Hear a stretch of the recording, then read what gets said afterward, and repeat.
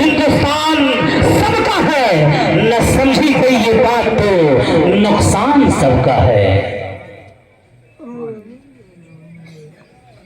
دل کا کان کھول کے سنیں، ابھی مہا کنبھ میں جو بھگدڑ مچی ہے اور جو تباہی مچی ہے، پریاگ راج کے بغل میں اسٹیشن پہ جتنے بھی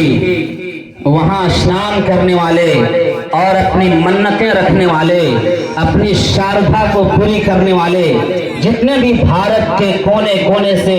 لوگ وہاں پہنچے، پریاگ راج کے اسٹیشن کے قرب و جوار میں ان کا موسٹ ویلکم کرنے والے یہ ہندوستانی مسلمان ہیں۔ مسجدوں کا دروازہ کھولا ہے اس وقت، انہوں نے اپنے مزاروں کا دروازہ کھولا ہے اور اس طرح سے اپنے گھروں کو کھولا ہے، اور سوچ کرنے میں اگر پریشانی ہو رہی ہے اور اس وقت باتھ روم جانے میں پریشانی ہو رہی ہے، عورتوں کے لیے وہاں کے لوگوں نے اپنے دروازے کھولے ہیں، موبائل رکھ دیا ہے کہ آپ اپنے گھر والوں سے بات کر سکتے ہیں، دروازہ کھول دیا ہے، چائے پلائی جا رہی ہے، کھانا کھلایا جا رہا ہے۔ معلوم یہ چلا کہ اس ہندوستان میں رہنے والے ہر ہندو مسلم ایک دوسرے کے ہندوستانی ہونے کے اعتبار سے دکھ درد میں شریک ہونا یہ ہندوستان کی مٹی کا دین ہے، یہ ہندوستان کی مٹی کا تقاضا ہے، جو اس مٹی سے خوشبو کو نچوڑ کر پھینکنا چاہتا ہے، جو یہاں آگ لگانا چاہتا ہے، جو برباد کرنا چاہتا ہے، وہ نہ ہندوستان کے حق میں ہے نہ ہندوستانیوں کے حق میں ہے، وہ ہندوستان کے محال کو ڈیمورلائز کرنا چاہتا ہے، وہ چاہتا ہے کہ ہندوستانی چین سے نہ رہے، وہ چاہتا ہے یہاں کے ہندو مسلمان آپس میں پیار سے نہ رہے۔ یاد رکھیں لگے گی آگ تو آئیں گے گھر کئی صدمے، لگے گی آگ تو آئیں گے گھر کئی صدمے، یہاں صرف ہمارا مکان تھوڑی ہے،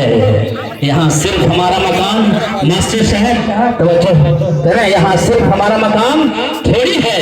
اس لیے اس مکان کو بچانا۔ اے جمنیا گاؤں کے رہنے والے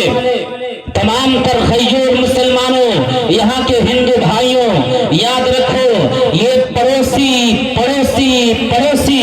چاہے ہندو ہو یا مسلم ہو،